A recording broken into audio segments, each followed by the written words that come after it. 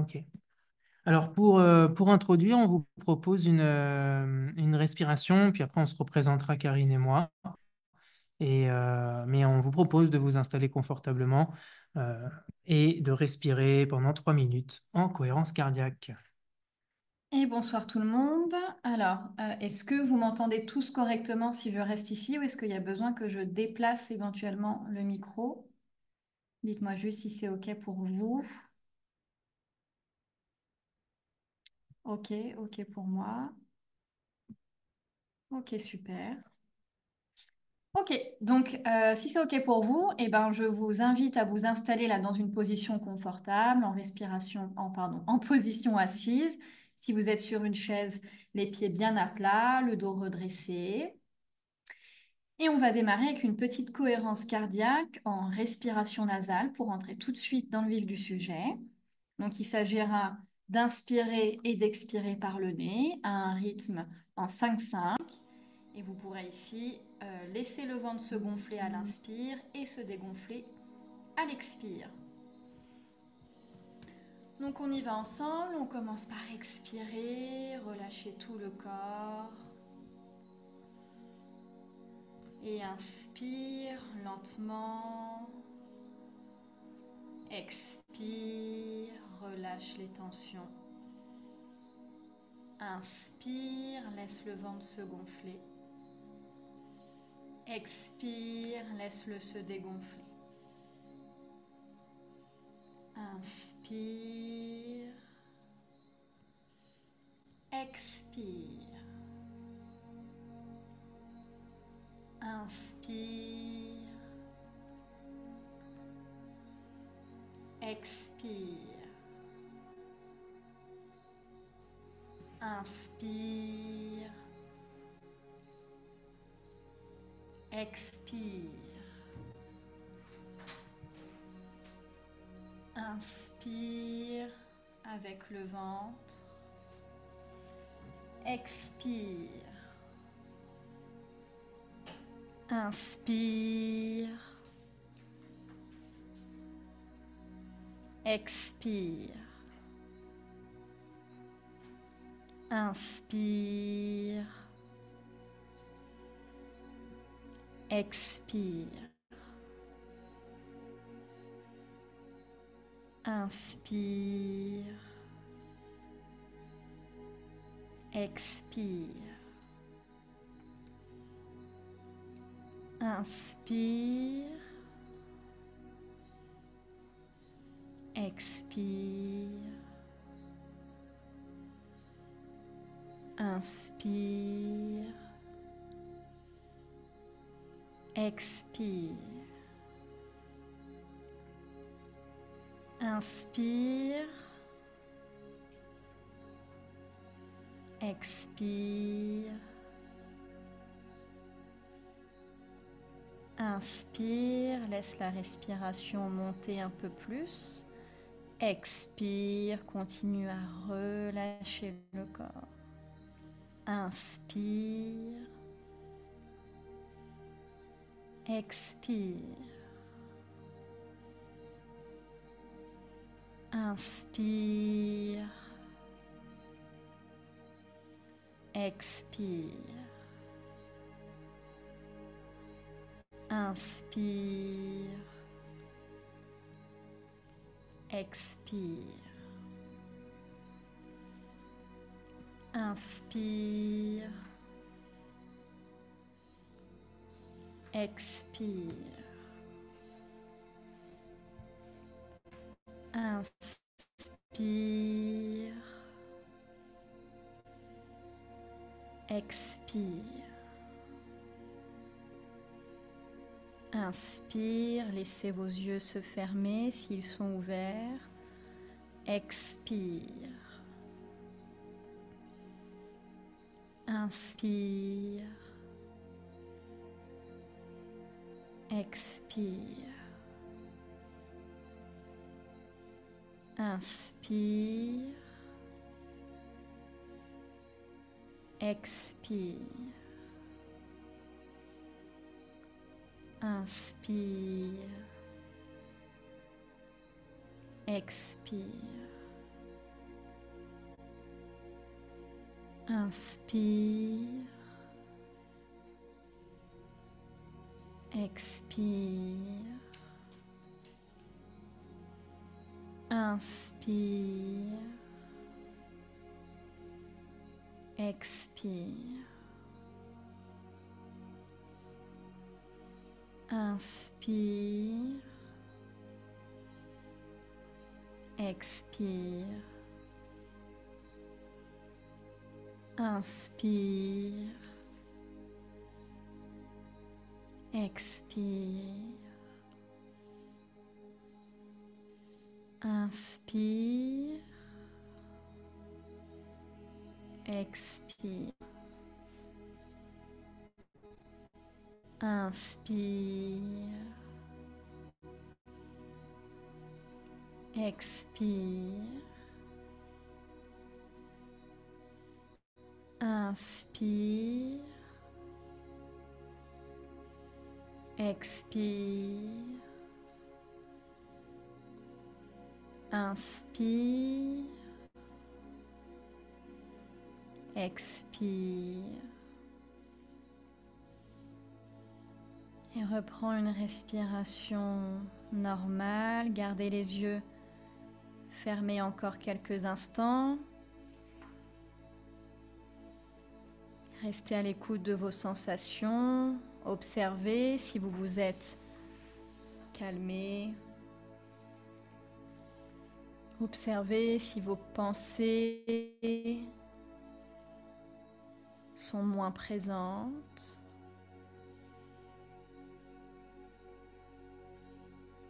Observez l'ensemble de votre corps en partant de vos pieds, en remontant jusqu'à votre dos, puis jusqu'au sommet de votre crâne et jusqu'au bout des doigts.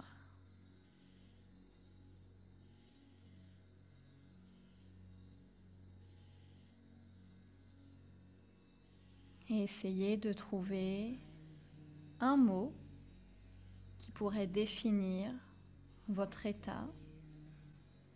Comment je me sens après ces quelques minutes de respiration? Est-ce que c'est une sensation agréable?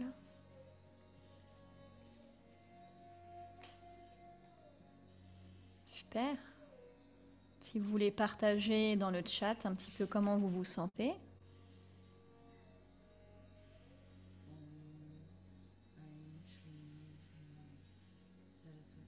Donc là, vous avez fait 5 minutes de cohérence cardiaque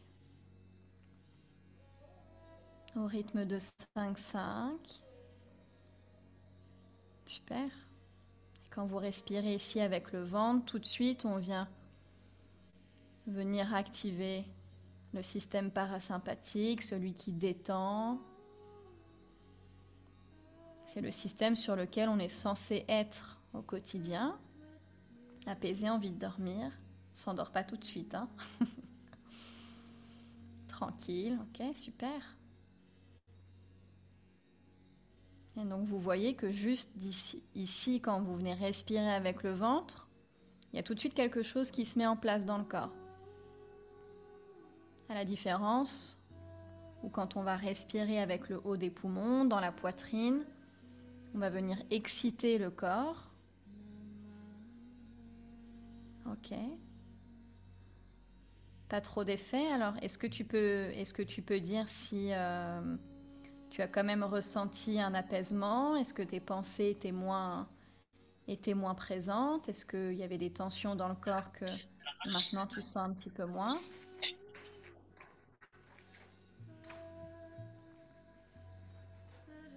Parfois, on a l'impression qu'il n'y a pas d'effet parce qu'on est un petit peu déconnecté de ce qu'on ressent au quotidien. Et en fait, il y a toujours un petit changement.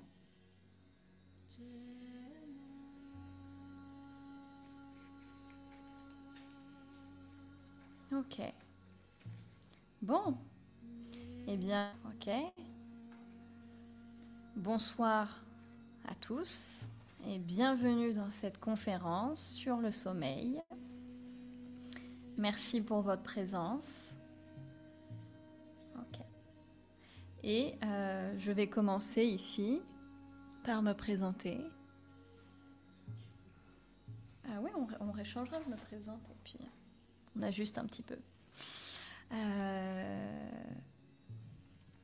Donc je vais me présenter en quelques mots. On peut peut-être couper le petit fond. Donc moi c'est Karine Duclos, je suis professeure de yoga, professeure de pilates, j'enseigne aussi la respiration et je suis aussi coach sportive et je travaille au patio de Cluny chez Alain Honoré, pardon Alain d'avoir écorché ton nom, avec différents publics, les femmes enceintes, les nouvelles mamans, les seniors et un peu toutes les personnes. Et j'accompagne aussi les personnes dans une rééducation respiratoire pour toutes les personnes qui peuvent être stressées, qui peuvent avoir des soucis au niveau justement du sommeil, de l'apnée du sommeil, qui ont besoin de travailler sur une mobilité, tout ce qui peut être corrigé avec la respiration, je les accompagne. Et ma ligne de conductrice, on va dire que c'est la résilience où j'invite chaque personne à prendre conscience de qui elle est dans son entièreté et de faire face à parfois ce qui peut nous arriver dans la vie. On a tous traversé des événements plus ou moins agréables. Et pour ce qui a été désagréable, eh bien, dans l'accompagnement que je vais avoir, je vais permettre aux personnes d'entamer un processus bien spécifique pour pouvoir rebondir, mettre du sens et en faire soit une force ou en tout cas quelque chose. Et de là devenir un résilient ou une résiliente. Voilà en quelques mots ma présentation. Et je vais laisser la place à Jean-Philippe. Et si entre-temps vous avez des questions ou quoi, n'hésitez pas. N'oubliez pas que le chat est ouvert et qu'on reste connecté dessus. Et merci. Donc moi c'est Jean-Philippe Véronique. Principalement aujourd'hui j'utilise la respiration pour accompagner les personnes. Et à la base j'ai une formation en préparation physique, en entraînement sportif. Et derrière j'ai complémenté avec des formations plutôt sur les émotions, l'herboristerie, la communication. Voilà, et donc aujourd'hui c'est Néorespi qui incarne un petit peu tout ça avec vraiment cette vision de rester mobile, hein, de faire quand même de l'activité physique régulièrement, mais correctement. Et l'activité physique, elle passe par une bonne respiration, notamment nasale. Et ensuite, c'est aussi l'idée de peut-être de réapprendre à communiquer avec, moi en tout cas j'utilise le concept de communication non violente. Donc, on nous entend loin. Mets-le peut-être de l'autre côté. Alors, est-ce que c'est mieux là peut-être? Voilà. Donc, du coup, il y a cette idée de réapprendre aussi à communiquer et il y a cette idée de continuer à intégrer la respiration dans différents mouvements. Et puis, bien sûr, il y a clairement cette idée de rééduquer sa respiration. Voilà.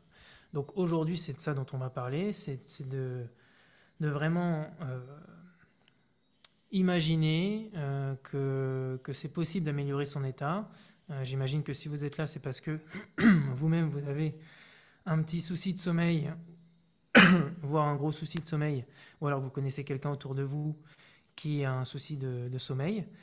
Donc moi, ce que je vous propose, c'est vraiment d'aller droit au but et de vous parler directement, parce que on est aujourd'hui dans un moment où juridiquement l'État et les États ne sont pas favorables à ce qu'il y ait des médecines alternatives, en tout cas des thérapies alternatives, mais heureusement, on a des gens, et aujourd'hui j'ai plein d'études scientifiques, enfin plein, j'en ai déjà 5-6 dont je vais vous parler, et ça on peut pas y échapper aujourd'hui, c'est ça qui est, on va dire, du côté de ces nouvelles thérapies. Donc, du coup, ces nouvelles thérapies, en tout cas au niveau de la respiration, elles imposent de rééduquer votre respiration sur 3 plans, au niveau biochimique, au niveau biomécanique et au niveau psychophysiologique, c'est-à-dire nerveux. Alors, pour parler déjà de ça, au niveau biochimique, votre respiration, elle fait une balance entre votre dioxyde de carbone et votre oxygène. La loi de l'effet Bohr, qui est une loi physiologique qui date déjà maintenant de plus d'un siècle, donc début des années 1900, au début des années 1900, ça dit que plus ma concentration en oxygène, en CO2, pardon, plus ma concentration en dioxyde de carbone augmente, plus l'oxygène entre dans les cellules. D'accord ? Plus mon CO2 augmente dans mon sang, plus l'oxygène peut se détacher du globule rouge et rentrer dans la cellule et alimenter le métabolisme aérobie. Donc, ça veut dire quoi? Ça veut dire que si j'ai un taux de CO2 trop bas de manière ambiante, c'est-à-dire au quotidien, ça veut dire que je vais diminuer mon oxygénation cellulaire. Quand mon oxygénation cellulaire elle diminue, bah déjà d'une part j'ai moins d'oxygène qui rentre dans ma cellule, qui se combine au glucose et qui crée une énergie qui est l'énergie de l'immunité, l'énergie de l'endurance, l'énergie de la réparation, de la régénération, et qui est aussi l'énergie qui permet un bon fonctionnement des hormones. Et les hormones, on sait que pour le sommeil, ça va être très très important d'avoir un équilibre hormonal. Donc si j'ai moins d'oxygène qui rentre dans mes cellules, ça veut dire que j'ai moins de dioxyde de carbone qui reste dans mon corps. Ça veut dire qu'on a un milieu en fait acide qui s'est développé et qu'on cherche à s'en débarrasser trop rapidement, ce qui diminue l'oxygénation cellulaire. Donc c'est paradoxal pour les personnes qui entendent ça pour la première fois. Ça peut faire mal à la tête, c'est parce que ça veut dire que finalement, l'acide est vraiment un élément fondamental de notre survie. Finalement, je trouve ça simple, c'est-à-dire que dès qu'il y a de l'acide qui apparaît dans le corps, si ça continue, au bout d'un moment, le pH il va être beaucoup trop acide et ça va être la mort de mes cellules. Donc, dès qu'il y a un petit peu d'acide, le principe physiologique de mon corps, c'est de tout de suite compenser par une oxygénation pour compenser cette acidification du corps qui est en train de se passer. Le problème, c'est que quand je ne suis pas conscient de ce principe-là, on ne l'a pas appris à l'école, et qu'en plus de ça, j'ai aucun réflexe respiratoire qui me permet d'asseoir cette conscience, parce qu'on n'a pas appris à l'école non plus, et encore moins en sport. Et bien ça veut dire que dès qu'il va y avoir un peu d'acide, je vais accélérer ma respiration et au final, je vais me retrouver dans un métabolisme qui n'est pas du tout optimal. Donc, au final, le problème qui se crée, c'est une rigidification progressive de tous mes vaisseaux. Donc tous mes vaisseaux sanguins, mais y compris mes capillaires pulmonaires, y compris tout l'espace où derrière l'information circule. Et pourquoi ça se rigidifie? Parce que j'ai pas assez de dioxyde de carbone, parce que je me libère de cet acide beaucoup trop vite. Le dioxyde de carbone, c'est la clé au niveau de la respiration et de la santé. On doit remonter notre niveau de dioxyde de carbone. Pourquoi? Parce que notamment, le dioxyde de carbone est vasodilatateur, donc c'est-à-dire qu'il va dilater. D'accord? Il va dilater. Vous pouvez être certain que par exemple les personnes qui font de l'hypertension ont un niveau de CO2 ambiant qui est beaucoup trop bas par rapport à la normale.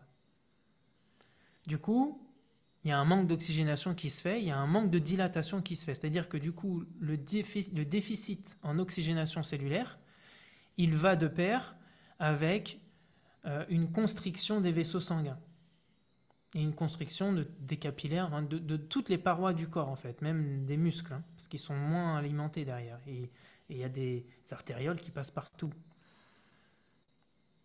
Donc on en arrive à cette idée centrale que je libère trop de CO2, ce qui entretient un milieu acide qui derrière provoque des réflexes respiratoires, donc un essoufflement progressif, une hyperventilation. Je me mets à accélérer le nombre de respirations à la minute et en plus de ça, j'utilise la bouche de manière préférentielle. Donc quand je fais ça, il y a beaucoup de choses qui se passent et c'est le premier, vraiment le premier terreau de la maladie et le premier terreau des problèmes de sommeil parce que c'est quand même ça qui nous intéresse ce soir. Alors, juste pour vous mettre ça en image tout de suite, il y a une étude en 2010 sur les enfants, le sommeil et la respiration buccale et les difficultés d'apprentissage. Donc, ça a montré que les enfants qui respirent par la bouche ouverte ont une forte tendance à éprouver des troubles cognitifs et des problèmes de mémoire, de concentration, d'attention, de sommeil, de capacité d'apprentissage. Et c'est venu être complété par une étude en 2013 où il y a 48 enfants qui ont subi des examens complets des oreilles, du nez, de la gorge, et notamment au niveau anatomique. Et les résultats ont montré que les enfants qui avaient des végétations hypertrophiées, donc des végétations, c'est des tissus qu'il y a derrière la cavité nasale, au fond en fait, plus elles sont hypertrophiées, donc c'est-à-dire plus elles sont grosses, et plus les enfants éprouvaient de grandes difficultés d'apprentissage par rapport à ceux qui avaient des végétations de taille normale. Donc déjà, on voit que la taille de ces tissus qui sont en lien avec tout l'appareil nasal, quand c'est modifié, et notamment quand c'est hypertrophié, ça crée des difficultés d'apprentissage et des troubles cognitifs qui vont jusqu'à l'attention, la mémoire et le sommeil.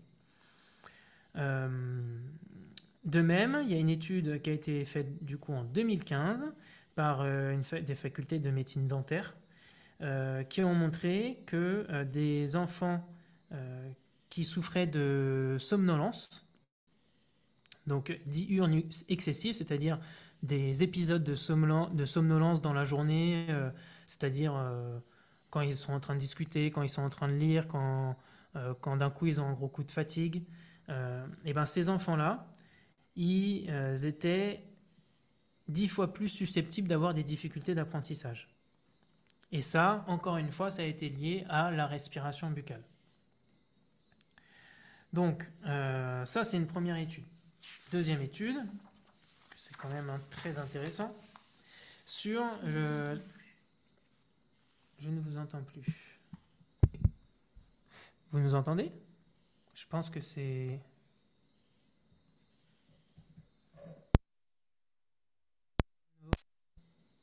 Ah oui, si, on nous entend bien. Ok. Donc, deuxième étude. Donc ça, c'est en 2012 sur les ronflements, l'apnée du sommeil, la respiration buccale et les difficultés d'apprentissage. Étude britannique. Donc, c'est en gros, ça a montré que si on ne traite pas ces symptômes-là, donc que sont la respiration buccale, les ronflements, dès l'âge de 5 ans, ça augmente de 40% le risque de besoins éducatifs spéciaux. Donc en gros, vous comprenez, hein, ça veut dire que derrière, il y a des espèces de troubles qui sont identifiés dans la capacité d'apprentissage, dans la mémorisation, dans le comportement social, etc. et qui nécessitent des éducateurs, on va dire, spécialisés. Donc, ça a été fait sur... Donc, du coup, ils ont montré aussi des corrélations substantielles entre les troubles respiratoires du sommeil et les troubles cognitifs. Et les parents, justement, qui étaient inscrits à cette étude, ils ont rapporté que leur enfant y ronflait. En même temps, ils arrivaient à observer une apnée et ils respiraient vraiment presque exclusivement par la bouche. Et ça a été fait pour des enfants autant qui avaient 6 mois, 18 mois, 30 mois, 42 mois ou 57 mois. Donc voilà, avant les 5 ans, quoi. Donc, et ensuite, ils ont dit qu'au moment où les enfants atteignent l'âge de 8 ans, euh, il y a eu à peu près 11 000 rapports parentaux qui indiquaient justement que tous les enfants qui avaient des troubles respiratoires du sommeil ont bénéficié à hauteur de 40% comment dire, d'encadrement éducatif spécifique. Bon, voilà. C'est juste pour dire qu'en gros, si étant enfant et notamment dans les premières années, on respire par la bouche, il y a des gros troubles cognitifs, une fois de plus, qui s'ajoutent à des troubles du sommeil qui sont pour le coup toujours présents. Qu'est-ce qu'on a encore sous le... Bah, pour les autres études, on va attendre un petit peu. Moi, je voulais vous poser la question, si vous pouvez répondre dans le chat, ou sinon, si vous pouvez prendre la parole aussi. C'est si vous pouvez dire, vous, ce qui vous amène à cette conférence en un mot, pour nous donner des billes sur ce que vous avez. Est-ce que c'est plutôt insomnie, difficulté à s'endormir, apnée du sommeil, si c'est apnée du sommeil qui a été déjà diagnostiquée, comme par exemple apnée du sommeil légère ou apnée du sommeil modéré ou sévère. Est-ce que... voilà. Bien sûr, hein, pour celles et ceux qui ont envie de partager. Donc difficulté, difficulté, c'est-à-dire beaucoup de réveils nocturnes et d'insomnie, insomnie. Alors ces insomnies, si vous arrivez à préciser, si vous vous réveillez par exemple beaucoup la nuit, ou alors si vous vous réveillez en sursaut dans un mécanisme de peur, ou alors si vous vous réveillez parce que vous êtes déshydraté, vous avez absolument besoin d'aller aux toilettes, ou alors est-ce que c'est une agitation mentale qui carrément vous empêche de vous rendormir. Donc ok, ronflement, réveil toutes les 2 heures, réveil constamment et fréquemment chaque nuit. Intéressant pour les bébés, mon bébé de 18 mois ronfle depuis sa naissance, comment l'aider? Ok, 3 à 5 réveils par nuit. Apnée, endormissement, d'accord. Pour ma part, je dors 4 ou 5 heures et aussi une agitation mentale. Ok, réveil nocturne, réveil matinaux. Est-ce que vous avez aussi le sentiment d'avoir un sommeil qui n'est pas réparateur ou peu réparateur, hein, ce qui traduit notamment une difficulté à passer en sommeil profond? Est-ce qu'il y a des somnolences aussi dans la journée? Et oui, aussi, effectivement, s'il y a des épisodes de somnolence dans la journée, c'est-à-dire des fois vous avez vraiment un coup de barre où vous avez envie de vous endormir. Apnée du sommeil, ok. Ok, bon, bah, on est... Et des angoisses aussi. Mais je ronfle. Ok. Grosse fatigue.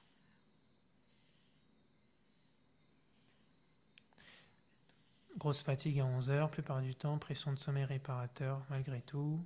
Ok. Sommeil peu réparateur, fatigue à la journée, coup de barre. Ok.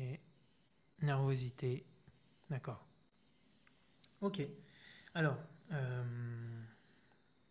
bon déjà, si on reprend la base, et on va pouvoir derrière parler de tout ce qui va être insomnie, difficulté à s'endormir, agitation mentale, ronflement, apnée du sommeil. Et il y a des études scientifiques qui, j'espère, vont vous aider, vont peut-être vous rassurer.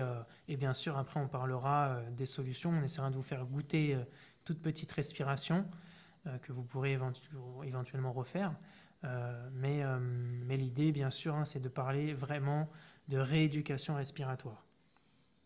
Donc, de quoi on parle? Simplement déjà, sur le sommeil, bon, j'imagine que vous avez déjà des informations, mais on a notre hormone, notamment de mélatonine, qui nous permet de dormir. Cette hormone, elle peut être contrecarrée dans son action s'il y a trop de cortisol qui est sécrété. Notamment, le cortisol, il va être sécrété par vos reins, qui eux, en fait, sont sous commande, notamment de votre cerveau et de vos croyances qui sont inconscientes et subconscientes, qui répond à un message de danger en fait. Okay, donc en gros, votre cerveau il reçoit un message de danger par l'intermédiaire de tous les capteurs qu'il a dans le corps, c'est-à-dire que vous vivez, vous faites ce que vous avez à faire dans la journée, et on est des êtres hypersensitifs, d'accord? Donc on a plein de capteurs dans tous les sens, on a des mécanorécepteurs qui sont sensibles à l'élasticité de nos tissus, tout ce qui va se passer sur le côté mécanique. On a des nocicepteurs, donc tout ce qui va être récepteur en lien avec la douleur. On a des chémorécepteurs qui vont beaucoup nous intéresser. On en a notamment deux. Des récepteurs qui sont des chémorécepteurs, donc qui sont sensibles aux changements chimiques du niveau d'oxygène, donc notamment autour du cœur, et ensuite partout dans le corps, un autre type de récepteurs chimiques qui sont eux sensibles à l'élévation du niveau de dioxyde de carbone. Et donc, il y a d'autres capteurs, on va pas tout dire, mais en gros, tous ces capteurs-là vont envoyer une information synthétique au cerveau. Et les capteurs qui vont particulièrement nous intéresser avec la respiration, ce sont les capteurs chimiques, les chémorécepteurs, qui sont donc sensibles aux différences de concentration en oxygène et surtout en dioxyde de carbone. Globalement, plus votre dioxyde de carbone va monter dans le sang, plus vous allez avoir un pic d'acide, un pic de stress. Tout ça va envoyer directement un message en courroie directe à vos amygdales cérébrales qui sont au centre du cerveau, qui, elles, gèrent les instincts de survie, et tout ce qui est en lien aussi avec l'hippocampe et les mémoires émotionnelles. Donc, ce qui est intéressant ici, c'est que les amygdales cérébrales, elles gèrent aussi la fonction respiratoire. Donc, la fonction respiratoire, elle est complètement liée à vos instincts de survie, c'est-à-dire comment vous réagissez quand il y a un pic de stress. Est-ce que vous voulez plutôt vous battre et là on va avoir plus des pics de nervosité, ou alors est-ce que vous êtes plutôt à reculer, à fuir, ou est-ce que vous êtes plutôt à vous figer sur place? Et derrière, il y a plein de symptomatiques, ça peut prendre plein de formes différentes, mais en tout cas, gérer les instincts de survie, c'est ça que ça veut dire. Et ça, c'est en lien bien sûr avec notre mémoire émotionnelle. Le corps, il intègre ce qui se passe dans votre passé, et tout a une mémoire.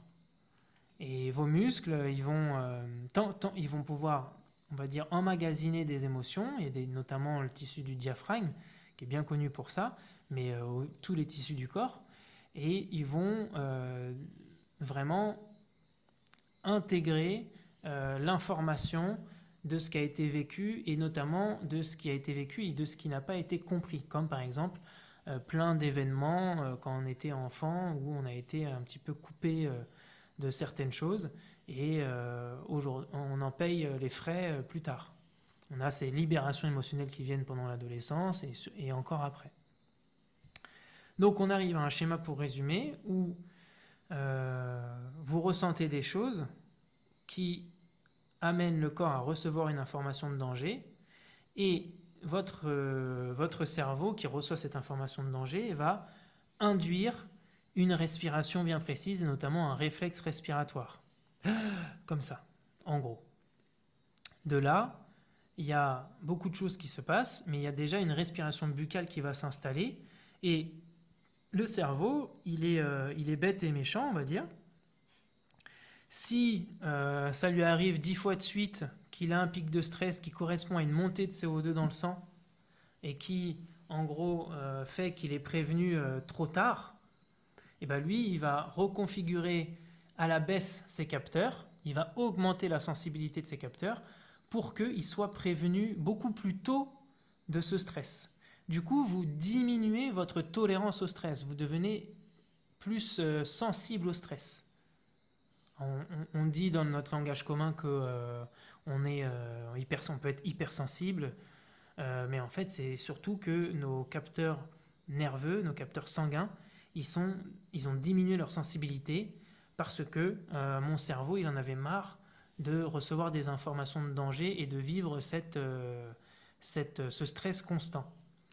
Mais le problème, c'est que vous avez bien compris que c'est un système de survie qui est mis en place et qui est mis en place en plus de manière inconsciente. Donc, quand c'est mis en place de manière inconsciente, ce qui est le cas hein, par rapport à tout ce que vous avez pu nous partager, euh, ça veut dire que on a une acidification qui est ambiante. On s'en rend pas compte, mais de par notre niveau d'activité physique, notre hygiène de vie, que ce soit notre hygiène mentale, spirituelle et notre hygiène avec ce qu'on mange et ce qu'on boit, et la manière dont, quand je parle d'hygiène mentale, hein, la manière dont on croit le monde qui nous entoure et la manière dont on peut aussi se dévaloriser, tout ça, ça crée de l'acide. Hein, une pensée, un gros mot qu'on parle, euh, un gros mot qu'on dit, pardon, un-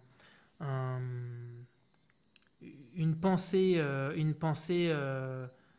maltraitante, que ce soit envers moi ou envers quelqu'un d'autre, euh, une parole, ça crée de l'acide. De la même manière que quand je marche, chaque contraction musculaire de mes mollets, par exemple, provoque une libération d'acide dans mon sang. Donc tout crée de l'acide. Mon comportement crée de l'acide. Si ma respiration, elle est déconnectée de ça, ça veut dire que il va y avoir un déséquilibre, il va y avoir plus d'acide que de,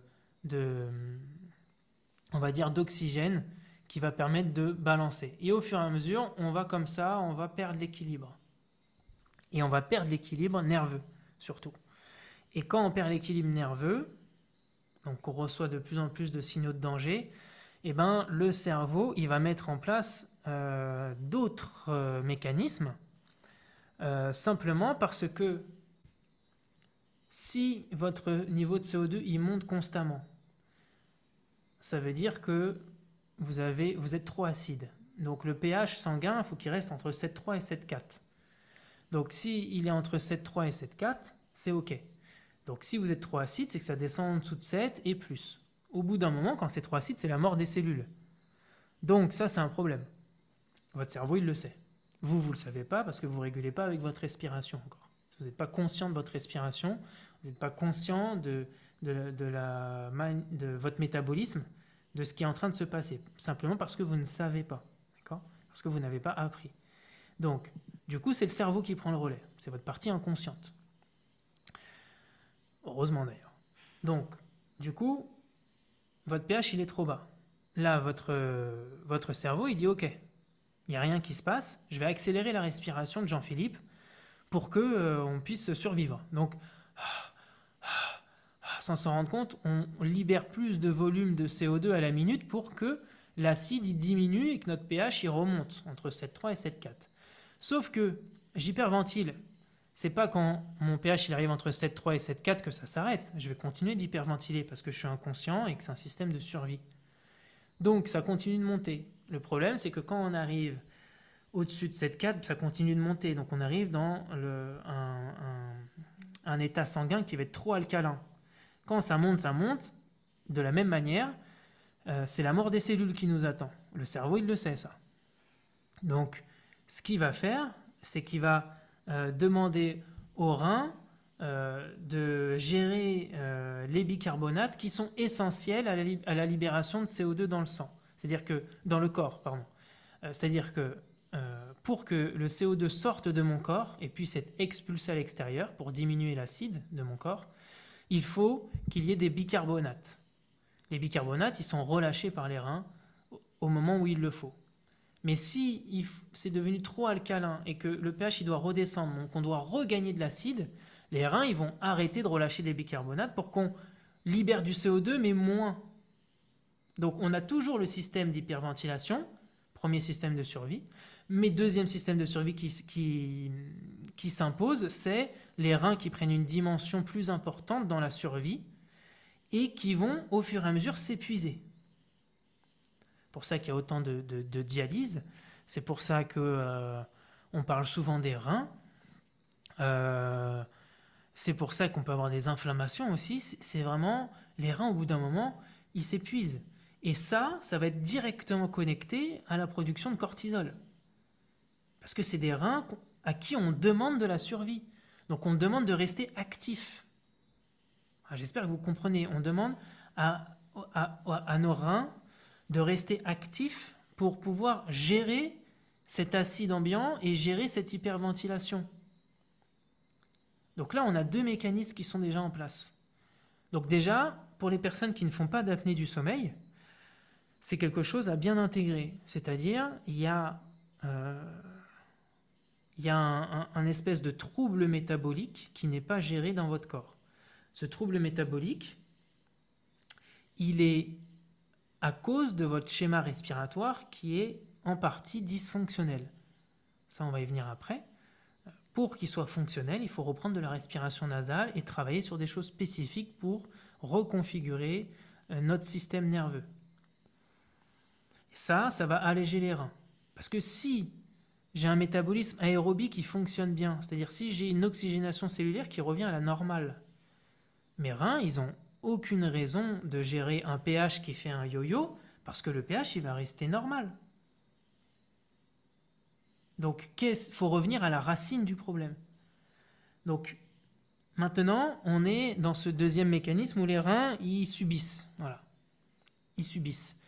Et bien là, ce qui se passe, c'est que ils commencent à avoir un dérèglement hormonal assez important, mais est largement suffisant pour vous provoquer des insomnies, vous empêcher de dormir, et surtout maintenir votre cerveau dans un état cérébral bêta. Donc votre cerveau, il a plusieurs niveaux de fréquence. Il y a les fréquences très actives, quand vous êtes super concentré sur quelque chose, ou quand vous êtes en train de faire du sport dans un endroit qui est un petit peu technique, il faut faire attention où on met les pieds, quand simplement vous faites une randonnée, ou alors que vous avez une conversation un petit peu engageante émotionnellement, vous êtes dans un niveau, on va dire, bêta, de vigilance.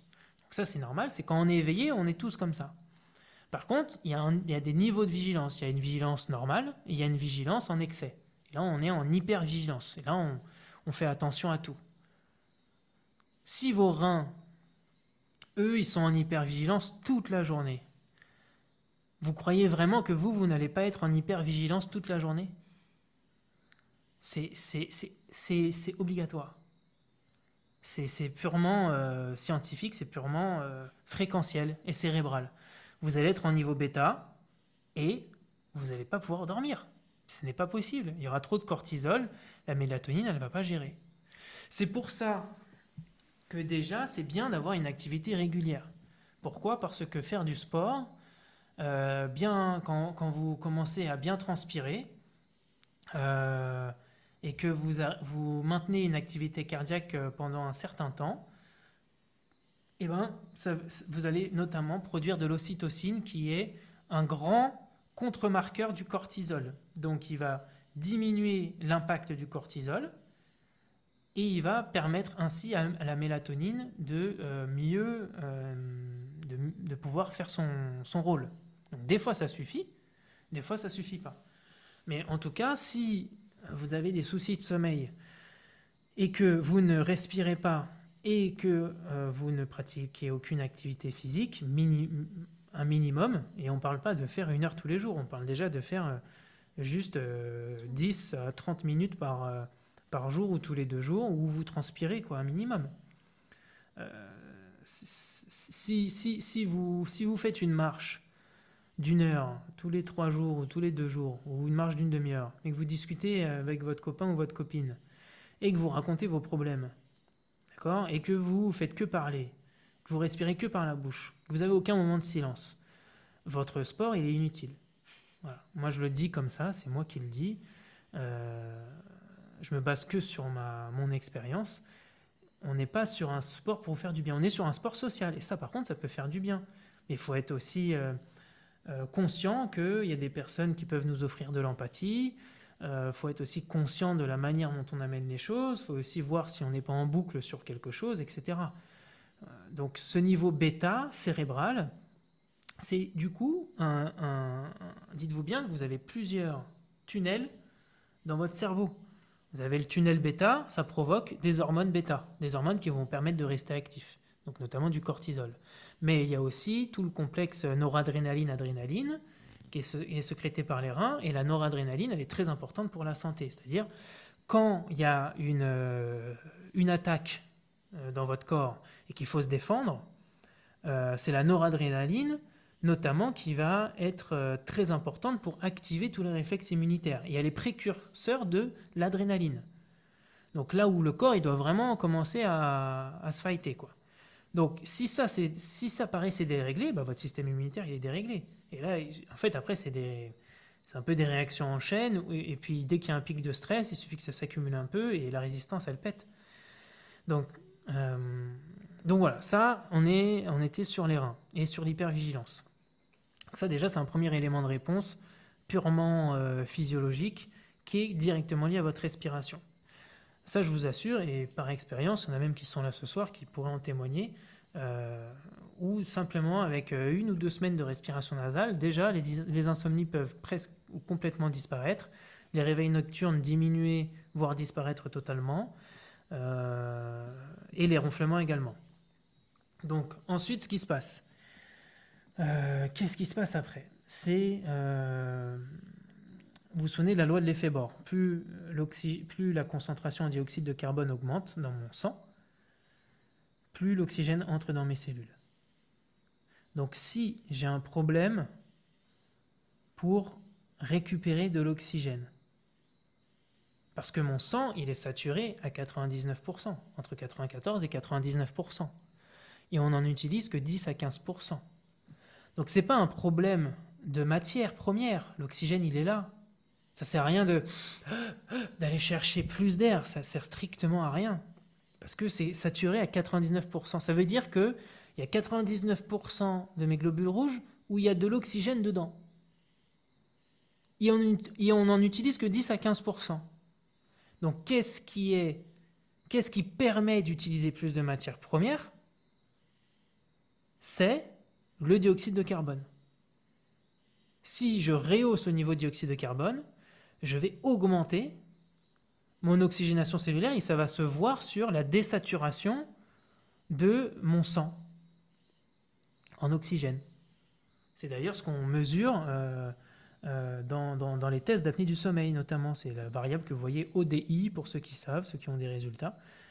C'est qu'on regarde pendant le sommeil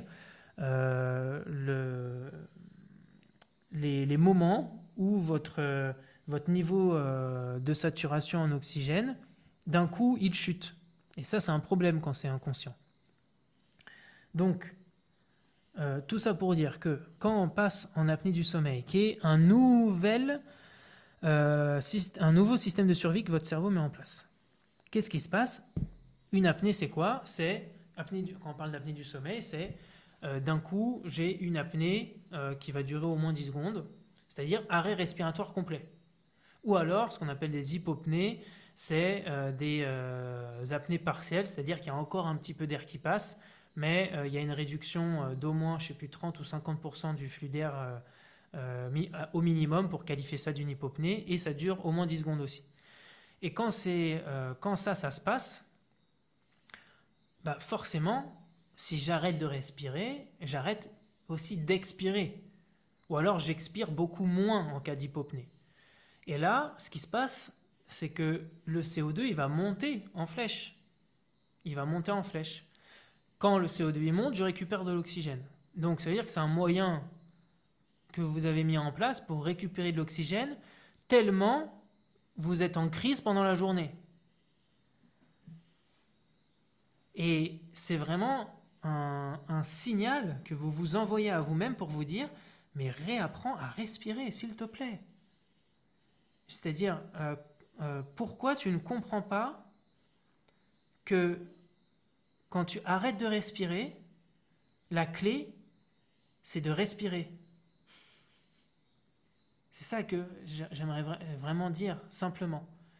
Si j'ai des soucis où j'arrête de respirer, eh ben je vais m'entraîner à respirer. Si j'ai du mal à dormir la nuit, Donc, sous-entendu, j'ai du mal à me calmer la nuit. Donc, je parle pour les insomniaques notamment. Bah, du coup, je vais me calmer le jour. Donc, je vais peut-être parler un petit peu moins, je vais peut-être prendre conscience un peu de ce qui se passe autour de moi, à l'intérieur de moi. Je vais peut-être respirer pour me calmer. Je vais peut-être aussi faire du sport de manière intelligente pour me calmer, profiter des effets calmants qui se passent à la fin de la séance.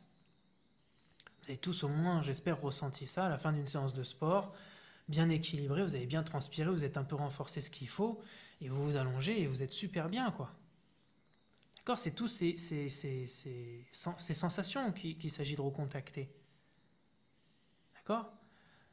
Donc, c'est vraiment très paradoxal. Donc, l'apnée du sommeil, vous vous arrêtez de respirer, c'est pour faire monter votre niveau de CO2 de manière inconsciente et récupérer de l'oxygène, parce que sinon vous mourrez. Mais c'est quand même assez bien fait pour que vous repreniez votre respiration. Mais le problème, c'est que quand c'est fait de manière inconsciente, on a un problème d'oxygénation au niveau du cerveau, tout s'inverse en fait. On a un réflexe respiratoire en fait qui se passe à la sortie de l'apnée du sommeil. Il y a un énorme réflexe respiratoire et d'ailleurs c'est ce qu'on observe pour caractériser l'intensité de l'apnée en question, enfin on va dire du problème d'apnée du sommeil, savoir si c'est léger, modéré ou sévère. Ça, je vais y revenir juste après. Donc, c'est quelque chose qui se met en place et qui est progressif. C'est pour ça d'ailleurs que l'apnée du sommeil, c'est quelque chose qui se découvre en fait quand il y a un processus qui est déjà en place depuis assez longtemps. Et en fait, ce qu'on n'avait pas trouvé avant, c'était la question de l'hyperventilation. C'était le premier réflexe de survie. Et comme on fait pas des analyses sanguines comme ça, alors qu'on nous dit que c'est pas nécessaire, on va pas voir notamment que nos reins ils sont en galère. Et donc, bah, les choses s'installent et un jour on a un bon souci de sommeil, on a une crise d'angoisse, on a quelque chose, et on nous dit bah oui mais du coup est-ce que vous êtes allé voir si vous faites pas de l'apnée du sommeil? Et là boum on se rend compte qu'on a une apnée du sommeil légère, ou modérée ou plus quoi. Donc, c'est quelque chose qu'on accumule, l'apnée du sommeil. Donc plus on va vers l'apnée du sommeil, et notamment vers l'apnée du sommeil sévère, ou alors plus on a une insomnie légère jusqu'à des insomnies sévères, c'est-à-dire qui se répètent régulièrement, qui ne sont pas que en cas de stress, etc. Plus on doit retravailler un peu plus de temps pour rééquilibrer les choses, mais ça se rééquilibre. Donc voilà, ça fait déjà pas mal de schémas de survie qui viennent tous du même problème, principalement, c'est d'une information de peur. Et cette peur, cette information de danger qui arrive au cerveau, au fur et à mesure, en fonction de comment vous avez accumulé, il y a d'autres choses qui vont se passer, c'est-à-dire que vous allez perdre la connexion avec vos muscles respiratoires principaux, qui sont les intercostaux et le diaphragme. Et vous avez aussi un énorme fascia, notamment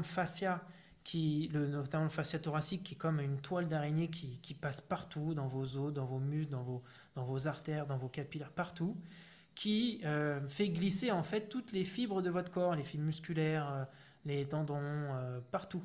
Et donc, le truc, c'est que ce fascia-là, il peut se rigidifier, il peut se bloquer, il peut être en perte de mobilité. Et ça, quand ça commence à se figer, eh ben, ça va venir vous empêcher carrément d'utiliser simplement vos muscles respiratoires principaux. Et vous allez passer sur vos muscles respiratoires accessoires, qui sont notamment les scalènes ici, et les sternocléidomastéidiens derrière, qui permettent de lever la cage thoracique. Et parce que ça permet de favoriser quoi? La respiration buccale et la stimulation du système nerveux sympathique, qui est votre système de survie qui est ici, qui vous permet de rester en bêta dans le cerveau. Donc tout est très bien fait pour vous faire survivre, mais par contre ça a un prix. C'est que vous allez avoir mal au cou, vous allez avoir les épaules qui montent, vous allez avoir des tensions cou, aussi des inflammations au niveau cervical, des trapèzes durs, etc. Et si on vous demande de respirer par les côtes ou par le ventre, ça ne va pas bouger ou très peu bouger. Sauf que votre système parasympathique, celui qui vous calme, qui vous régénère, il est situé dans le bas des poumons. C'est pour ça qu'on vous dit de respirer par le ventre et par les côtes. Donc dans l'apnée du sommeil notamment, et dans aussi quand on a des gros soucis de sommeil, on remarque qu'il y a une dysfonction dans le recrutement des muscles respiratoires principaux.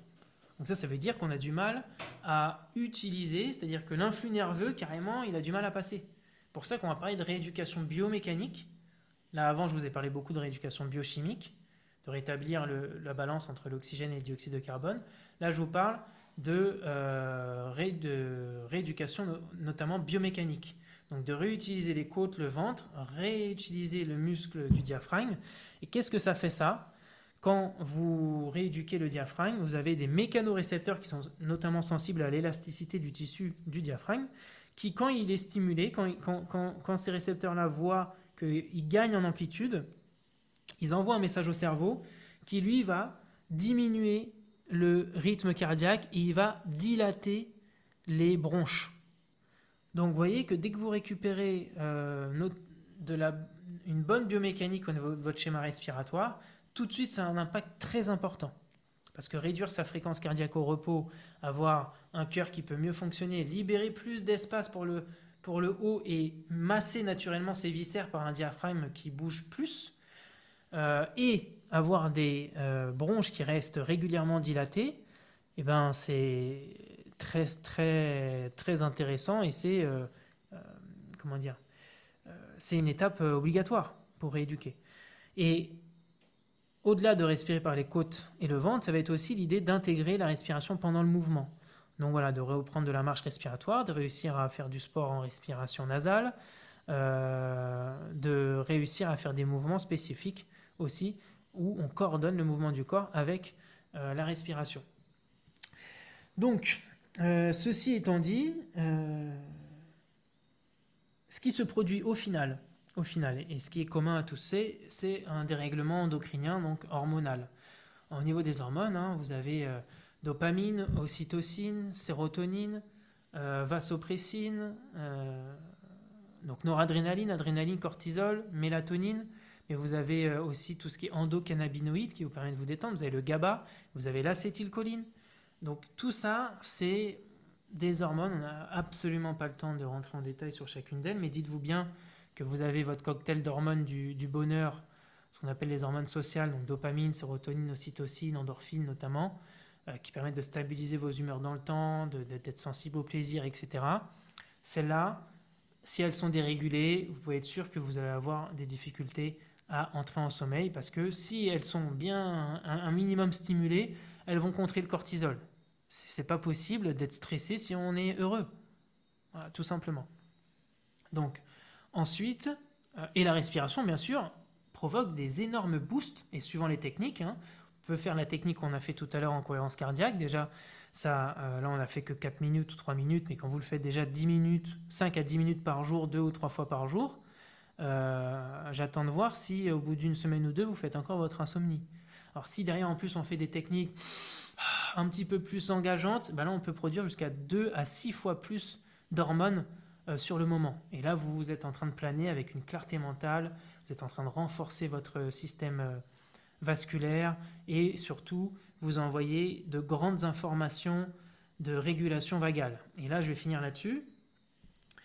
Parce que c'est la troisième composante de la respiration, c'est donc la composante nerveuse, c'est-à-dire comment équilibrer mon tonus vagal, c'est-à-dire l'équilibre entre ma branche qui m'excite et ma branche qui me calme.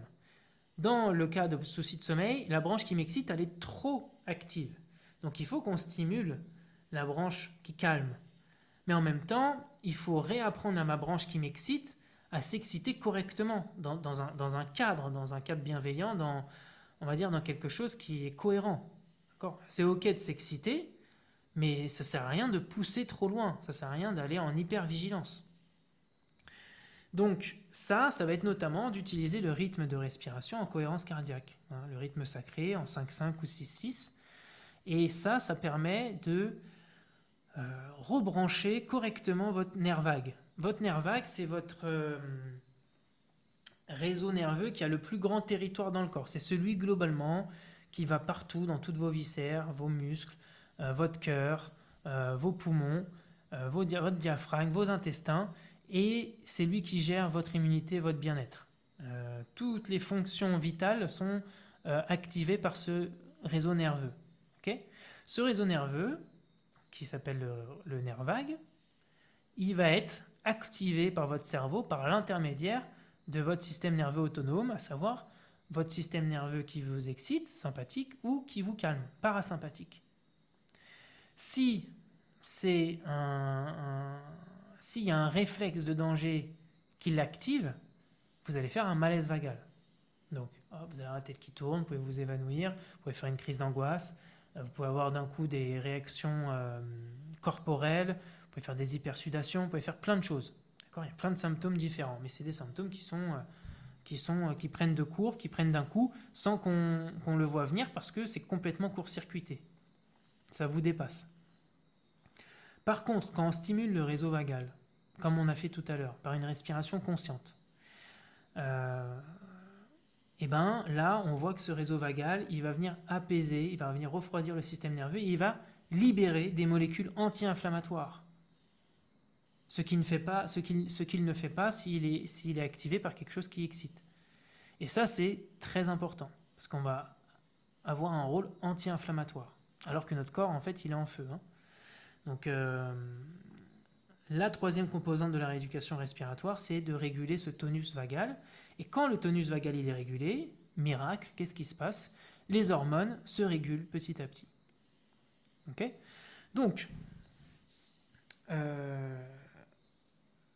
le souci, quand on fait de l'apnée du sommeil notamment, c'est qu'on va vous proposer des machines à pression positive continue, en gros, des dispositifs pour que vous puissiez avoir vos voies aériennes dégagées, que vous puissiez respirer par le nez.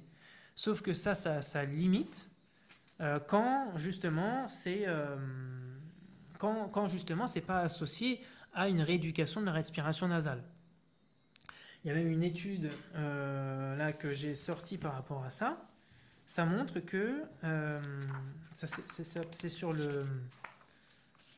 pour les personnes, notamment, je parle surtout pour les personnes qui font de l'apnée et qui ont une machine, qui notamment des fois on en marre de la machine ou qui n'ont jamais réussi à s'adapter ou qui font ce qu'ils peuvent, mais voilà.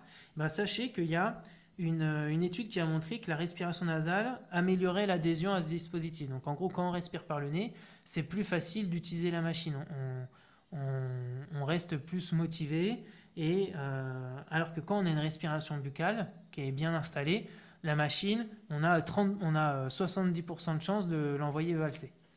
Donc là, c'est quand même intéressant, parce que ça nous dit que quand on est dans un comment ça s'appelle, un traitement où la machine elle est imposée, parce que des fois c'est le cas, c'est-à-dire que si on ne l'a pas, on peut mourir. Quand c'est imposé, le problème aujourd'hui, c'est qu'on ne vous dit pas de réapprendre à respirer par le nez, ou même en tout cas de rééduquer votre respiration. Et si vous réapprenez à respirer par le nez, vous allez beaucoup mieux optimiser votre traitement avec la machine. Et ceux qui ont une machine et par exemple qui font des apnées légères, et ben là, il y a un vrai enjeu à imaginer donc des thérapeutiques où on alterne la machine et sans la machine, mais par contre avec un dispositif qui me permet de respirer par le nez mais sans machine. Parce que ça, c'est notamment une des thérapeutiques qui je vous en parle tout de suite pour tout le monde. C'est l'utilisation donc de ça, des myotapes. Myotape, c'est quelque chose, je vais vous le montrer tout de suite, c'est très simple, c'est une petite bande comme ça, c'est des bandes de kinésiologie en fait. Vous voyez, je le décolle.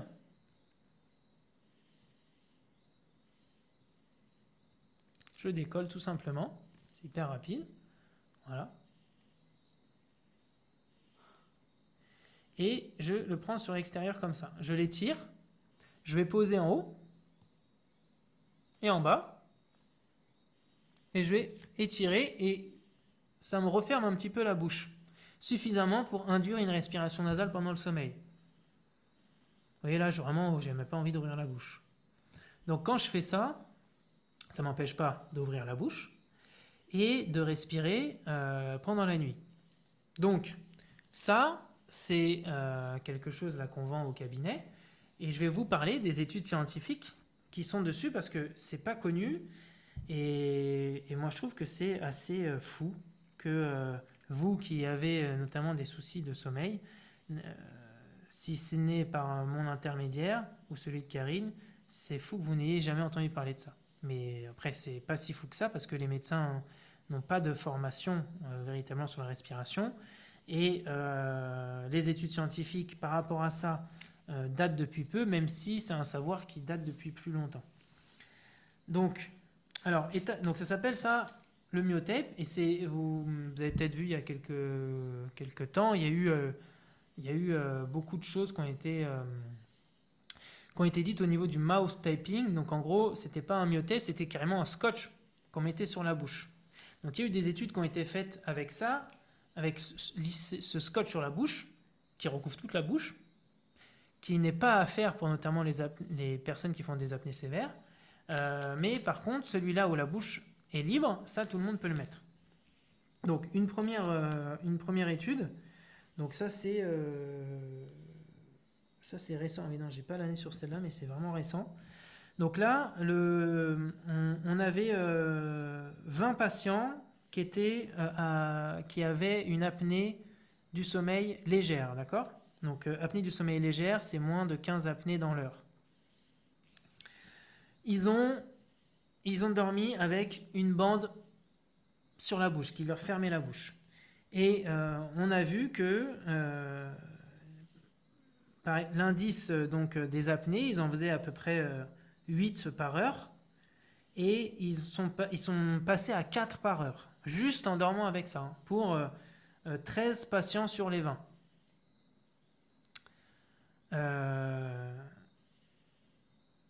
Ensuite, on a vu que particulièrement pour les personnes qui dormaient sur le dos et qui faisaient des apnées sur le dos, donc ce qu'ils appellent en décubitus dorsal, c'est passé de 10 apnées à 5 apnées. Donc il y a une réduction quand même de 50%, juste en dormant avec ça. D'accord ? C'est juste en dormant avec ça. Il n'y a aucun travail de rééducation sur autre chose. Ensuite, l'indice de ronflement, il a diminué aussi significativement. C'est-à-dire qu'on est... en gros, il a diminué de 50% également, 47% exactement. Donc, ça veut dire quoi? Ça veut dire que le fait de se bander la bouche pendant le sommeil, ça a réduit le ronflement drastiquement et la gravité de l'apnée du sommeil. Là, on parle pour les apnées du sommeil légères. Chez les personnes qui, justement, respiraient par la bouche et qui avaient des apnées du sommeil légères. Donc ça, c'est une première.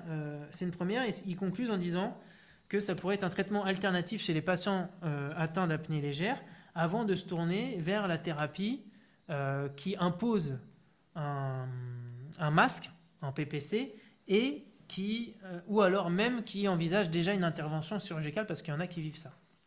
Deuxième,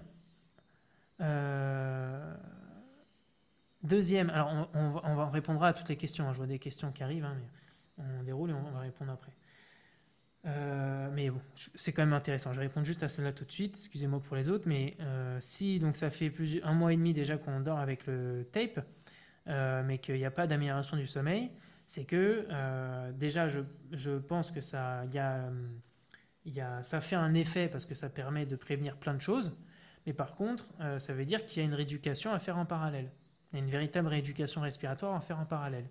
Ça peut gérer des choses, mais des fois il y a des choses qui sont trop ancrées pour qu'il y ait un effet direct. C'est pour ça, par exemple, dans les études, en général, il y a toujours 20 à 40% des personnes qui ne sont pas, où il n'y a pas spécialement de bonnes réponses constatées. Donc, à mon avis, tu en fais partie. Ensuite, deuxième étude, 2015. Là, donc il y avait 30 patients, pareil, en apnée du sommeil légère, qui ont mis, pareil, la bande sur la bouche. Et là, un peu de la même manière, le ronflement, il a presque disparu. L'indice d'apnée, il est passé de 12 à 7 Donc c'est-à-dire qu'en gros, de 12 par heure à 7. Il y a quoi d'autre qui est intéressant là-dessus? Et oui, et que le nombre de somnolence, il est passé de 8 à 5. Donc en gros, il y a moins de moments, d'épisodes de somnolence pendant la journée. Donc c'est quand même fou de se dire hein, que juste parce qu'on on met quelque chose sur la bouche. Hein. Et ça, ils ont vraiment étudié avec ce qu'on appelle la polysomnographie, c'est-à-dire enregistrement du sommeil, etc. C'est des études scientifiques publiées. Et je finirai. Alors, par contre, sur les 2 études que je viens de dire, ce qui est très intéressant, c'est qu'ils disent que pour les personnes qui font de l'apnée modérée et surtout sévère, mais modérée à sévère, donc là, entre 15 et 30 événements ou plus de 30 événements par heure d'apnée, là, c'est dangereux, carrément dangereux, de mettre un scotch sur la bouche. Donc on parle que la bouche, elle est fermée, elle ne peut pas s'ouvrir. Ici, la bouche, elle peut s'ouvrir. D'accord ? Donc, du coup, il y a eu une autre étude. Donc là, on est quoi? On est presque 8 ans plus tard, vous vous rendez compte? 8 ans plus tard, en 2023, donc l'année dernière, avec ça, sur les patients qui faisaient de l'apnée sévère, pour le coup. Donc, vous avez compris, si je mets quelque chose sur la bouche complètement, on ne peut pas s'ouvrir, c'est dangereux pour les personnes qui font de l'apnée du sommeil modérée et sévère. Mais par contre, déjà pour les personnes qui font de l'apnée du sommeil légère, c'était très bénéfique. Avec celui-là, donc forcément pour les personnes qui font de l'apnée du sommeil, on sait déjà, de l'apnée du sommeil légère, on sait déjà que c'est très bénéfique. Par contre, écoutez ce que je vais vous dire par rapport à ceux qui font des apnées du sommeil modérées et sévères. En gros, c'était une étude, ce qu'ils appellent sur le mouth puffing. Donc en gros, c'est quand vous êtes en train de dormir que vous êtes en train de respirer ou alors que vous sortez d'une apnée et que vous faites ok, donc c'est une expiration buccale comme ça et ils ont mesuré le nombre d'expirations buccales de ce type-là en réaction à un stress pendant le sommeil. Donc une montée de CO2, donc soit suite à une apnée, soit suite à juste une micro-apnée ou à un moment d'hyperventilation. Et alors, résultat, ça a montré que les personnes qui faisaient donc des apnées sévères, ils ont un pourcentage d'expiration buccale supérieur aux personnes qui font des apnées modérées et aussi légères.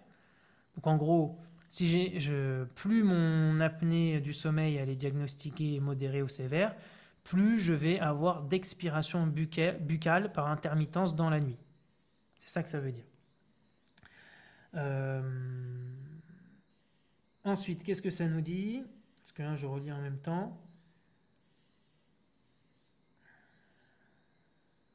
Donc, ça nous dit que globalement, voilà, sur 71 participants de 35 à 60 ans, donc qui avaient des apnées sévères, le myotape, avec la bouche qui était libre, a amélioré les niveaux d'oxygène chez 30 personnes, donc 50% des personnes de l'étude. Okay, tandis que les 28 autres participants, enfin 28, ils en ont gardé, ils sont trompés dans les chiffres, mais en gros, non, ça veut dire qu'il y en a eu 71 et qu'il n'y en a que 58 qui ont été évalués et qui ont suivi l'étude. Et donc sur les 58, il y en a 30 qui ont amélioré leur niveau d'oxygène et 28 qui n'ont pas amélioré leur niveau d'oxygène. Pour les ronflements aussi, comme j'ai dit juste avant, c'est hyper efficace. C'est d'ailleurs à chaque fois l'indice, dans toutes les études que je vous ai dites, c'est à chaque fois l'indice qui diminue le plus rapidement. Donc en gros, c'était aussi une étude pour savoir si le fait de porter ça constituait aussi un danger pour les personnes qui faisaient de l'apnée du sommeil modéré ou sévère. Comme avant, comme on avait vu qu'avant, quand la bouche était fermée, c'était un danger, là, ils voulaient vérifier. Et donc, la conclusion, c'est que non, c'est pas un danger. Pourquoi ? parce qu'elles permettent aux personnes qui font des apnées du sommeil modéré ou sévère d'utiliser la bouche pour faire cette expiration buccale qui est vitale à ce moment-là, pendant le sommeil. Mais et qu'en même temps, en gros, hein, il y a une chance sur deux que ça améliore considérablement aussi votre niveau d'oxygénation cellulaire pendant le sommeil. Donc en gros, bon, sachant que là d'ailleurs, je ne sais pas si c'est dit sur combien de temps ça a été fait, ils ont su... Ah bah si, ça a été fait sur quelques jours. Donc vous voyez, c'est un résultat qui se fait sur quelques jours seulement, donc moins d'une semaine. Et donc pour 50% des personnes, il y a une amélioration de l'oxygénation.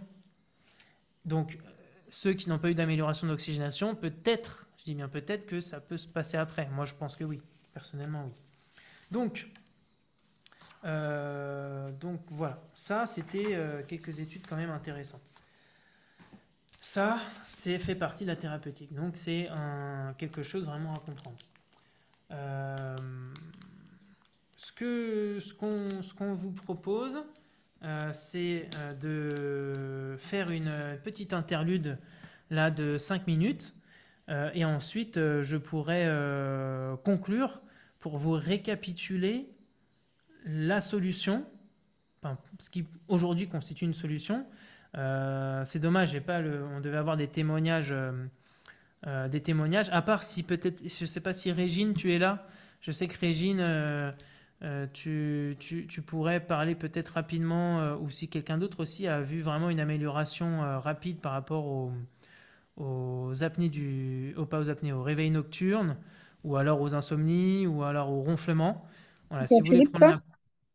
si vous voulez prendre la Bonjour, parole. bonsoir. Salut Marianne, Bonsoir, tu Jean-Philippe. veux témoigner un petit peu, une minute? Yes, yes, yes, Allez, on yes. écoute Marianne.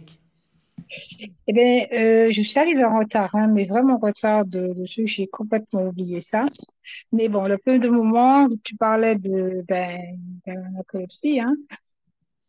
Eh ben oui, ben je suis, puisque bon, j'ai cette maladie, je vais dire sévère, et je porte effectivement l'appareil.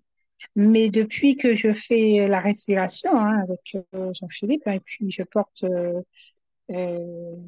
le plastique là, et j'ai eu une nette amélioration parce que j'étais à 25, je crois.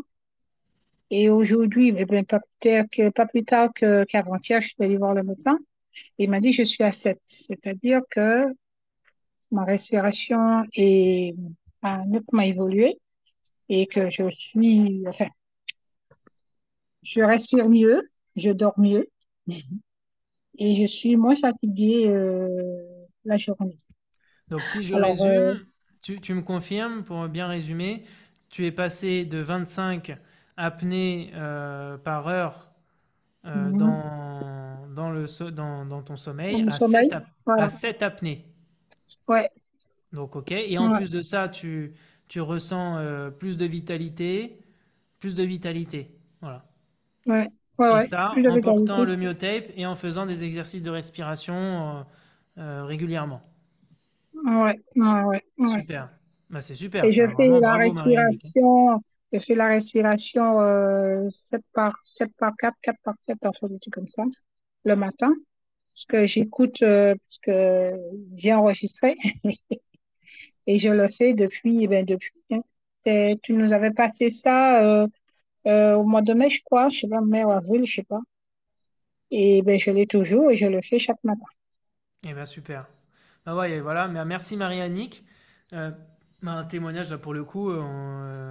Alors, juste Marie-Annick, pour bien comprendre, du coup, ça veut dire que tu es officiellement passé de quelqu'un qui faisait de l'apnée sévère à de l'apnée légère? Ouais, c'est D'accord. ça. Et donc, tu mettais le myotape en même temps que la machine, ou alors des fois tu faisais sans la machine que le myotape. Alors, non, je l'ai toujours mis avec la machine. Ok. Oui, J'ai parce que toujours mis avec la machine parce que, pourquoi? Parce qu'en fin de compte, ma machine est reliée avec l'ordinateur du médecin. Et le médecin voit si je l'ai mis ou je l'ai pas mis. D'accord? ah oui, sinon tu te fais gronder quoi. Donc, du coup, je le mets. Bon, c'est vrai, hein, j'ai oublié de mettre la machine, c'est vrai. Mais le plus souvent, c'est avec la machine. Ok, non mais déjà c'est très bien, surtout quand on fait de l'apnée sévère, c'est la première étape. Après voilà, quand vous faites des siestes, etc., bah, n'oubliez pas de mettre ça et que vous mettez pas la machine quoi. Ok, bah Hum. merci Marie-Annick. Est-ce que est-ce que quelqu'un d'autre voudrait témoigner? Donc je sais pas si Régine est là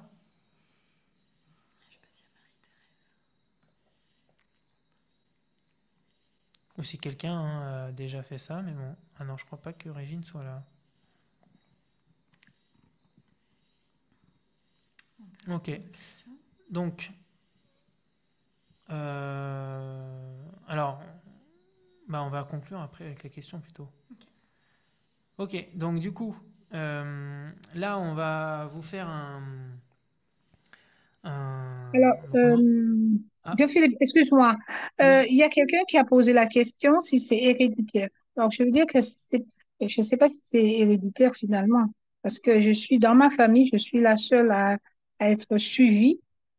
Euh, mais bon, je sais pas, j'ai eu mon père euh, qui dormait sous le vent, donc je ne sais pas si c'est héréditaire, mais j'ai été la seule à être suivie médicalement. Hmm. Euh, par ça. Donc, je ne sais pas si c'est héréditaire, mais apparemment non. Alors, moi non plus je ne sais pas, mais je crois pas. Après, c'est comme tout, hein, on peut hériter d'un terrain, on peut hériter aussi d'informations traumatiques au niveau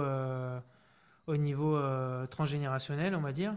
Et du coup, qu'on soit bah, plus à même de développer en tout cas un symptôme. Alors, parce que ça reste quand même. On sait par exemple, on connaît beaucoup les pathologies cardiaques qui des fois se répètent dans les familles. Ça aussi, ça reste comment dire, une crispation de l'ensemble du corps et l'apnée du sommeil, c'est aussi des mécanismes comme ça. Si je récupère une immunité qui est un peu défaillante, bah, quoi qu'il arrive, peut-être je vais pas faire de l'apnée du sommeil, mais en tout cas, je pars pas complètement résilient face à la vie, ça c'est clair. Donc c'est peut-être en ça qu'il y a une hérédité, mais je suis pas certain, mais franchement, je sais pas s'il y a eu des études qui ont montré qu'il y avait une hérédité. Euh, Ok, donc du coup, là, ce qu'on vous propose, c'est de faire 5 minutes de respiration et ensuite on clôture en 10 minutes sur vraiment pour vous reparler de comment, par exemple, nous, on vous accompagne, c'est quoi la stratégie gagnante.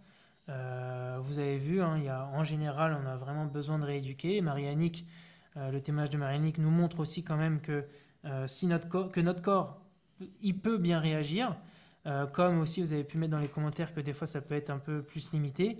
Et très souvent, en tout cas, ça peut être bien d'envisager une rééducation respiratoire, d'investir là-dessus pour voir les effets.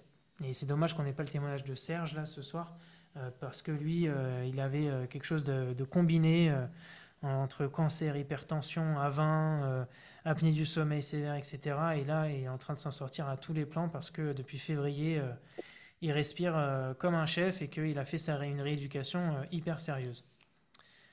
Ok. Alors, je voudrais rajouter aussi, il y a quelqu'un qui a dit qu'en un mois, et elle a pas eu de résultat.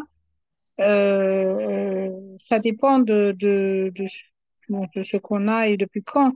Beaucoup de personnes pensent que quand on prend quelque chose, un médicament ou autre, on a une réponse facile, rapide. Non. Moi, j'ai attendu quand même 6 mois avant d'avoir vraiment un résultat. Donc, moi, ce que je peux dire à la personne, c'est de persévérer et puis il faut pas arrêter parce qu'en fin de compte, le corps, quand le corps n'est pas habitué à quelque chose, ben, ça prend du temps. Merci Marinique, c'est très juste, je confirme. C'est-à-dire qu'en général, de toute façon, quand on parle de myotape, on vous dit idéalement de commencer une aventure sur 3 mois pour vraiment, vraiment bénéficier des effets. C'est comme quand on vous dit qu'une une cure du foie, on ne fait pas une cure du foie en prenant une ampoule de radis noir et d'artichaut sur une semaine ou sur un mois. C'est bien plus long que ça, d'accord? C'est un véritable changement. Donc effectivement, il faut persévérer. Après, moi, quand même, je rajouterais que si on n'a pas des résultats rapides, plus en fait on n'a pas des résultats rapides avec ça, plus ça veut dire que c'est urgent de commencer sa rééducation respiratoire. Parce qu'on parle vraiment de technique. Mais je vous en parle après. Allez, installez-vous. Essayez de rester là pour ce dernier quart d'heure. Et donc, Karine, je vais mettre le micro là. Hop, voilà. Et on part sur une petite respiration katana. Donc la respiration katana, il va y avoir des respirations de préparation avec ensuite une apnée courte poumon plein.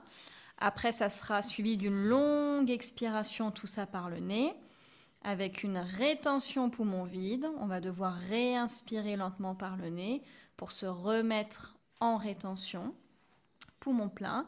Et ensuite, on va expirer, pareil sur un temps.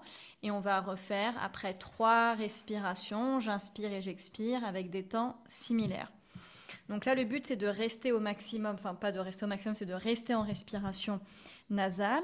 On est sur un niveau accessible pour logiquement toutes les personnes qui sont présentes aujourd'hui.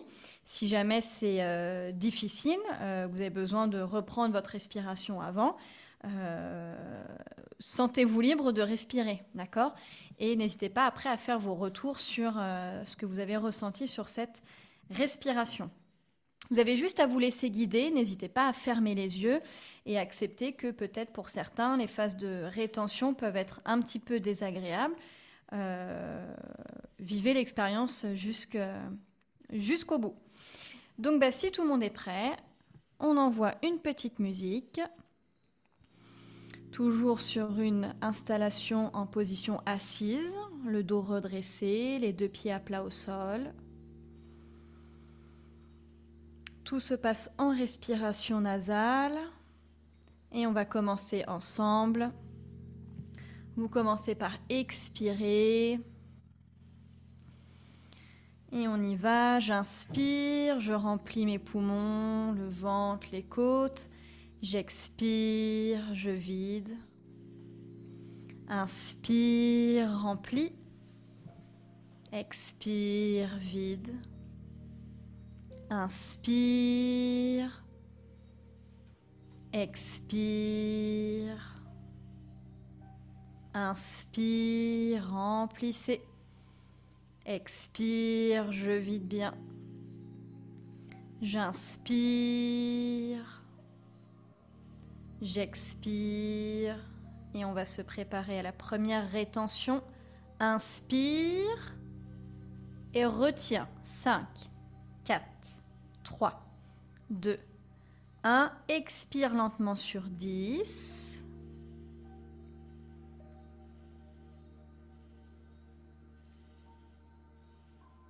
Retiens 15.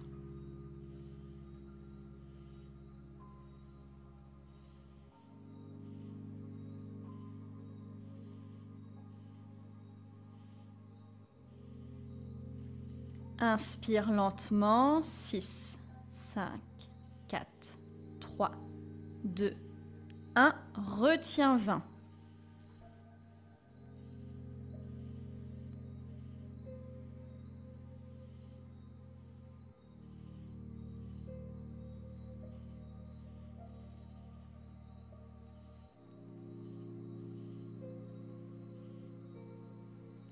Expire sur 8, 7, 6, 5, 4, 3, 2, 1. Inspire 8, 7, 6, 5, 4, 3, 2, 1. Expire 8, 7, 6, 5, 4, 3, 2, 1. Inspire 8, 7, 6, 5, 4, 3, 2, 1. Expire 8, 7, 6, 5, 4, 3, 2, 1. Inspire 8, 7, 6, 5, 4, 3, 2, 1. Expire 8, 7, 6, 5, 4, 3, 2, 1. Et reprenez votre respiration calmement.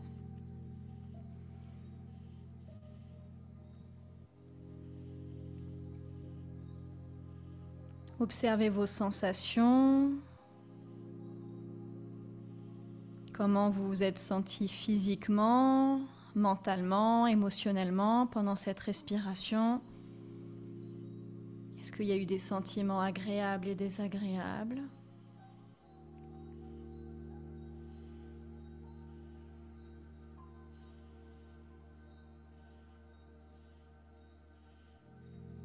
Et si vous voulez partager un petit peu comment vous vous êtes senti pendant cette respiration, vous avez la parole si tout le monde a bien repris.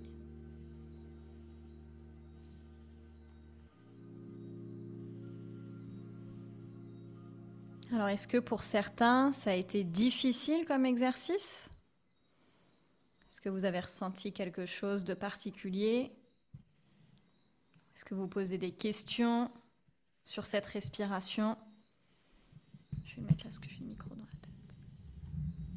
J'ai eu l'impression d'étouffer à certains moments. Difficile.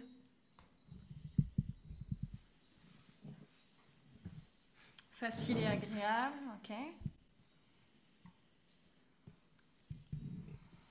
Facile. Alors pour les impressions d'étouffer à certains moments, est-ce que c'était plutôt sur les phases d'apnée ou est-ce que c'était plutôt justement sur les inspires ou sur les expires ?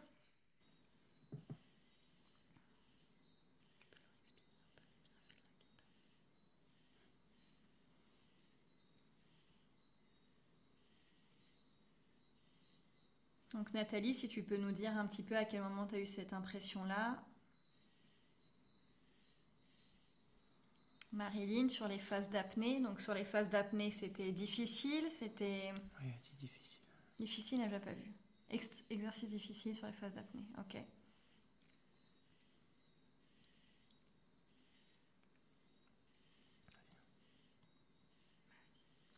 Donc, super.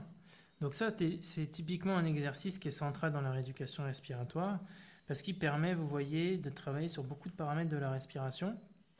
Les inspires qui vont être longues, les expires aussi, et aussi le fait de respirer sous stress. Vu qu'on provoque une apnée poumon vide et une apnée poumon plein, eh ben, ça veut dire que, par exemple, j'expire, je relâche du CO2, je suis en apnée, le CO2 il monte. Après la première apnée, j'inspire, donc le CO2 il continue à monter. Ensuite, je suis en apnée poumon plein, donc je n'expire toujours pas, donc le CO2 il continue de monter. Et ensuite, on demande d'expirer là où justement on a accumulé un peu du stress. Donc c'est un exercice de tolérance au stress. Et face à ce stress, on respire le plus calmement possible jusqu'à revenir à un état calme.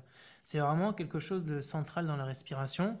Il y a une partie des techniques où on provoque un petit état de stress pour pouvoir revenir à l'état normal. Et c'est par là qu'une véritable rééducation se fait, de la même manière que quand on fait du sport, on va faire du renforcement musculaire et le lendemain on va avoir des petites courbatures. Donc l'important c'est qu'on puisse toujours marcher. Si on fait du sport et que le lendemain on ne peut pas marcher, que tout nous brûle et que vraiment on est démotivé, bah là c'est pas bon. Ça veut dire qu'on a trop poussé. Donc par contre si on a des petites courbatures, et ben, notre corps, notre cerveau, il va reconstruire nos muscles en étant plus fort. Donc, s'il y a un petit souci de mal de tête, voilà, là, vous reposez, vous respirez calmement par le nez, vous allongez l'expiration, ça va disparaître. Mais c'est normal, ça peut arriver. Et en tout cas, c'est une des techniques qui est vraiment géniale. Si pour vous, déjà ça c'était difficile, c'est que c'est assez urgent de rééduquer votre respiration. J'en parle pas, hein, mais j'ai plein d'autres études sous le coude, j'aurais aimé vous les partager. Mais on sait que plus on ronfle, plus on prend la direction de l'apnée du sommeil. Pareil, plus on a des insomnies, plus on prend la direction de l'apnée du sommeil. Et on sait aussi que plus on a des espèces de troubles émotionnels, des moments de panique, plus ça veut dire qu'on a un niveau trop bas de CO2, donc un problème d'oxygénation cellulaire. Et ça c'est après derrière le terreau aussi du sommeil difficile, et ainsi de suite. Donc ça c'était la niveau 1 en katana. La niveau 1 en katana, c'est... enfin 1, non, on va dire, allez, 1, 1,5, 2. Mais on va dire que quelque chose de normal, c'est d'être capable d'expirer sur 15 à 20 secondes, de pouvoir tenir une première apnée sur 30 secondes, ensuite d'inspirer sur 10 secondes, de tenir une deuxième apnée sur 30 secondes, et de pouvoir derrière respirer en 10-10. Ça, c'est ce qui est... Si déjà vous arrivez à faire ça, c'est que vous faites... voilà, vous vous améliorez considérablement votre schéma. Donc, pour conclure, la véritable solution, c'est de réapprendre à respirer sur 3 plans. La partie biochimique, donc là c'est l'idée de respirer moins, l'idée de réapprendre à respirer par le nez silencieusement. Ensuite, il y a une rééducation à faire au niveau biomécanique, c'est-à-dire de réapprendre à respirer avec le ventre, avec les côtes, avec le dos, mais aussi donc de pouvoir réintégrer la respiration en mouvement. Donc être capable de marcher, de bouger, de faire aussi du sport en respirant avec le nez. Et tout ça, ça va aussi faire disparaître l'asthme, l'essoufflement, si vous avez ça aussi. Ça va rééduquer profondément au niveau hormonal. Et enfin, ça va être de rééduquer au niveau nerveux, donc psychophysiologique, c'est-à-dire au niveau du tonus vagal. Et ça, on va pouvoir le faire à la fois sur des techniques où on va respirer en cohérence cardiaque, comme je vous ai dit tout à l'heure, mais aussi sur des techniques de respiration augmentée, ou comme la katana que vous venez de faire, mais aussi d'autres respirations, où on va alterner des expirations et des inspirations particulières, avec plus ou moins d'intensité et plus ou moins de longueur. Par exemple, vous avez donc la katana qui propose des expires ou des inspires longues, vous avez la Wim Hof, vous avez la Kapalabhati, vous avez la Bastrika. Tout ça fait que je vais inspirer fort et expirer fort, par exemple. Et tout ça, ça va provoquer, si j'inspire, une forte constriction de mes vaisseaux et une expiration, une forte dilatation de mes vaisseaux. Et ça va renforcer tout votre appareil cardiovasculaire, tout l'appareil vasculaire. Et ça, c'est comme si vraiment vous faisiez de la musculation de vos vaisseaux sanguins. Ça, c'est hyper important, et aussi de vos bronches. Donc ça veut dire qu'au fur et à mesure, ils vont s'ouvrir. Et un point qui est central dans toutes les composantes, c'est vraiment la respiration nasale. Quand vous respirez avec le nez, on ne l'a pas dit tout à l'heure, vous produisez de l'oxyde nitrique, qui est une molécule fondamentale de la vie, parce que, elle dilate toutes vos voies respiratoires, et elle est produite par vos sinus paranasaux, mais elle est aussi produite par les parois de vos vaisseaux sanguins et de vos capillaires pulmonaires eux-mêmes, quand vous respirez par le nez. D'accord ? C'est la fonction épithéliale et la fonction endothéliale de votre corps par rapport à l'oxyde nitrique. Donc l'oxyde nitrique, ensuite, il va tout dilater, il va améliorer la relation entre le globule rouge et l'oxygène, ce qui va provoquer une meilleure assimilation de l'oxygène dans le sang et une meilleure libération de l'oxygène depuis le globule rouge jusqu'à la cellule. Donc on améliore les capacités de transport et les capacités d'assimilation de l'oxygène. Et ensuite, c'est une molécule qui est cytotoxique, donc elle attaque quand il y a de l'indésirable. Donc du coup, c'est comme une molécule qui est, on va dire, antimicrobienne, quoi. Donc ça vous renforce à tous les niveaux. Concrètement, ah oui, pardon, les causes de l'hypervégétation, si j'ai bien retenu le terme, les causes de l'hypervégétation. Alors, très bonne question, c'est comme l'histoire des sinusites, enfin en tout cas des inflammations de toute la partie ORL, ou par exemple des otites. Et ensuite, quand il y a des polypes qui peuvent se former ou d'autres donc une hypertrophie des végétations au niveau de la cavité nasale, c'est aussi simple que ça. C'est parce que vous n'utilisez pas votre nez et du coup, ça végète. Ça végète, ça pourrit, et quand ça pourrit, ça devient plus acide. C'est comme si vous laissez un fruit pourrir, ça va piquer, d'accord, et ça va pourrir, et ça devient de plus en plus acide. Si c'est acide, ça veut dire que il y a une inflammation. Donc si justement donc il y a des inflammations à répétition, voilà, rhinite allergique, rhume, tout ça, déjà c'est de se poser, de respirer simplement par le nez. Ensuite, c'est de vérifier si vous ne mangez pas trop de produits laitiers, notamment des produits laitiers de vache, qui est la première cause des pathologies ORL. Quand même le savoir, ça. Hein. Donc, pareil pour le gluten. Hein, ici, il y a beaucoup de blé. Bah, aujourd'hui, vous pouvez faire avec d'autres choses. Ou arrêter d'en manger le temps de recouvrir la santé. Donc, voilà la cause. L'hypervégétation, en gros, enfin de l'hypertrophie des végétations notamment, c'est que vous n'utilisez pas votre nez. Quand vous recommencez à utiliser votre nez, c'est ce qu'on vous dit tout le temps, c'est que votre vie, elle change. Votre vie, elle change, il y a tout qui change, c'est beaucoup plus simple. C'est beaucoup plus simple, vous avez beaucoup plus d'énergie, il y a un équilibre ensuite spirituel. On pourrait repasser 2 heures sur la spiritualité, mais retenez bien que quand vous inspirez la vie, vous inspirez l'amour, okay, vous inspirez la vie, vous accueillez les choses. Quand vous expirez, vous vous offrez à la vie. D'accord? Oui, et vous offrez à la vie qui vous êtes. D'accord? Donc il y a une dimension très très spirituelle dans la respiration.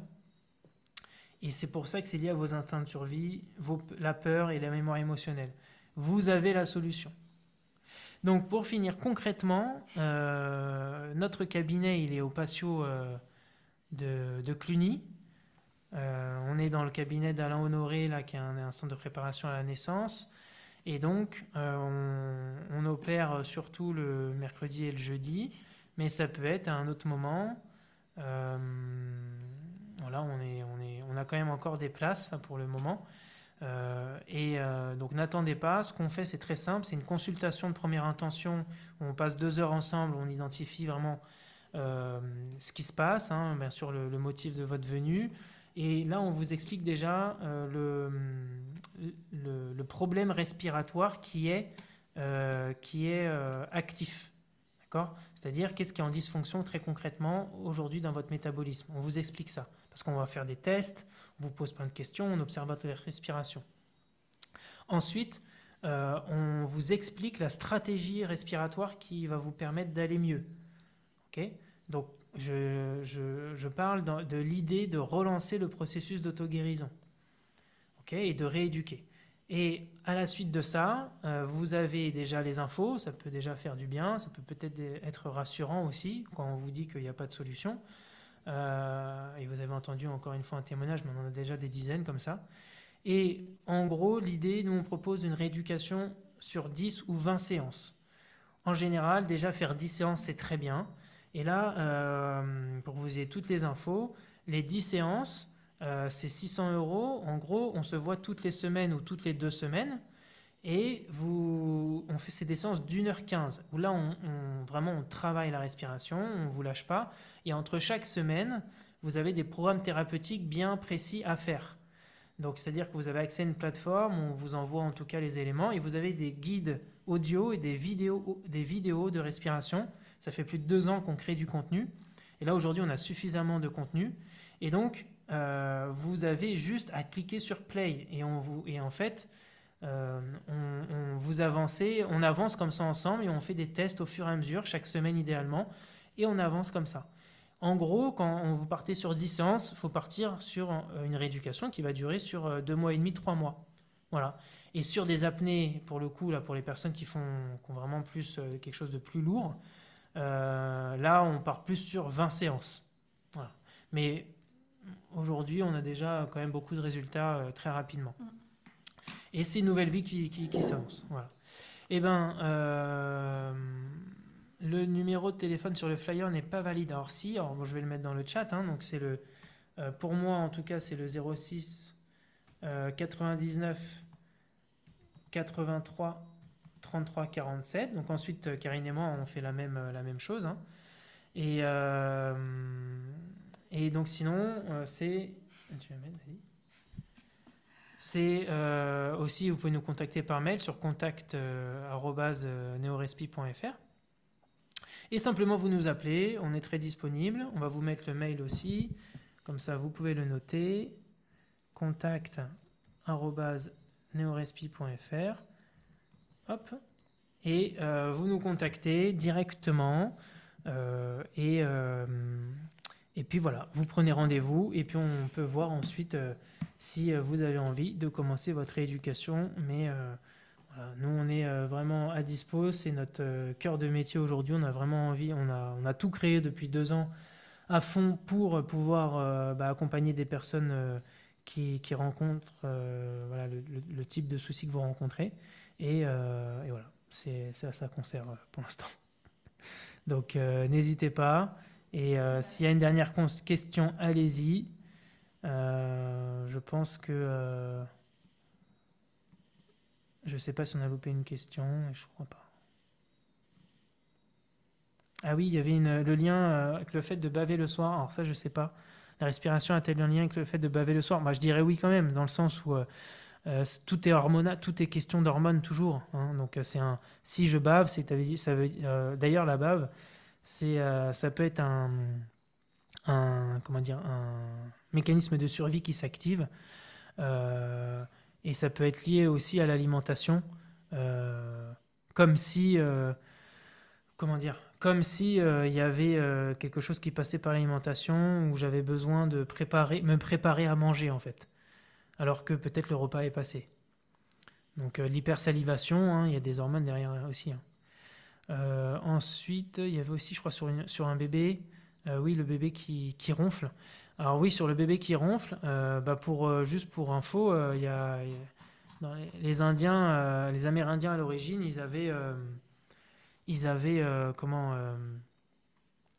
c'était Oriane, ils bouchaient la bouche des bébés à leur naissance. Donc là, je vous dis pas de faire ça, pas du tout. Mais par contre, pourquoi pas, comment dire? Ah, vas-y. Ouais, pourquoi pas d'essayer un micromyotape ou d'essayer des fois de faire déjà aussi peut-être des tests, hein, pour voir si la respiration passe bien pendant le sommeil ou simplement d'aller faire voilà, fasciathérapie, ostéopathie pour relancer des mécanismes parce que souvent ça suffit. Et après, il y a des dispositifs qui existent, hein. Donc voilà. On peut marcher combien de temps en respirant par le nez? Bah, alors Fab, je t'invite à acheter le livre La respiration, non, la marche afghane, respiration par la marche afghane, où là, on peut traverser des montagnes, hein, juste en respirant par le nez, hein, pendant très longtemps du coup.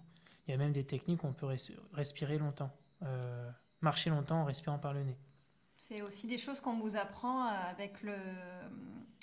avec l'atelier fitness et respiration qu'on a tous les lundis et mercredis au Stade Louis Achille, où on vous apprend à respirer par le nez et ça en mouvement sur des mouvements classiques de renfo et de cardio et où après c'est beaucoup plus intense. Donc si vous avez envie aussi de découvrir la respiration avec le mouvement, n'hésitez pas à nous écrire pour qu'on vous donne les informations pour apprendre déjà à respirer aussi de cette façon. Et enfin, les problèmes digestifs ont-ils un impact sur le sommeil? Oui. Oui, bien sûr, hein, parce que qui dit problème digestif dit manque de mobilité au niveau du diaphragme. Donc c'est déjà au niveau biomécanique, il y a quelque chose à regarder. Il y a quelque chose de figé au niveau des fascias aussi. Ça veut dire aussi que s'il y a des soucis digestifs, il y a de l'inflammation. Donc ça veut dire qu'il y a un manque d'oxygénation cellulaire. Il y a un manque de tonus vagal aussi, parce qu'ils ne sont pas alimentés par quelque chose d'anti-inflammatoire naturel. Et puis les intestins produisent 95% de la sérotonine qui permet de stabiliser l'humeur positive dans le temps. Donc ça c'est lié aussi à la dopamine. C'est un complexe qui fonctionne ensemble, c'est proportionnellement relié. Donc si il y a un déséquilibre sur la dopamine et la sérotonine, on sait que ça impacte le cortisol et donc du coup le sommeil.